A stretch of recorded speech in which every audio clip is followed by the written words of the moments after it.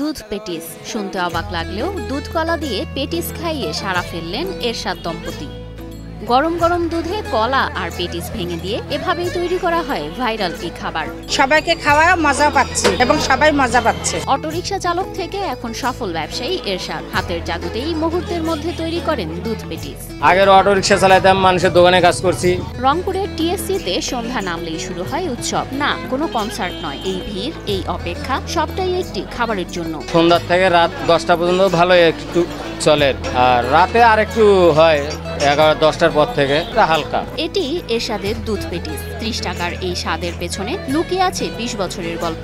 আজকে এই প্রতিষ্ঠান আমার 20 বছরের। আজকে তিলে তিলে করে এত দূরে আসা। রংপুর শহরের প্রাণকেন্দ্র খামার মোড়। এখানকার সবচেয়ে আলোচিত দোকান এই ছোট্ট চায়ের স্টল, আর তার সিগনেচার আইটেম দুধ, কলা আর চিনি মেশানো এক অদ্ভুত কিন্তু লোভনীয় পেটিস।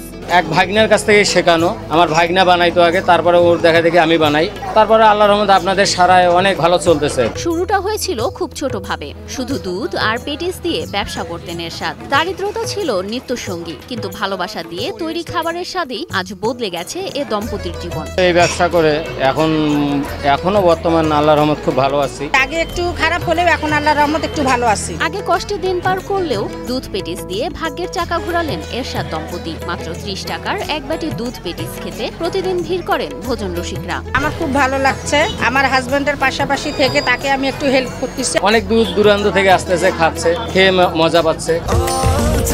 স্বাস্থ্যকর অল টাইম হানিকম, সব সময় all time healthy life. Viral এ দুধ পেটিস বিক্রি করে প্রতিদিন 10 থেকে 12,000 টাকা আয় করেন এ ব্যবসায়ী দম্পতি। শুধু পেট ভরছে না, স্বপ্নও পূরণ হচ্ছে এই দোকান থেকে। এরশাদের দোকান এখন রংপুরের স্ট্রিট ফুড ম্যাপে অন্যতম নাম, যার খাবার শুধু পেট ভরায় না, গল্পও বলে। এরশাদের দুধ পেটিস সবাইকে শেখায় চেষ্টা, নিষ্ঠা আর একটু সৃজনশীলতা থাকলেই স্বাদ দিয়ে জয় করা যায় হাজারো মন।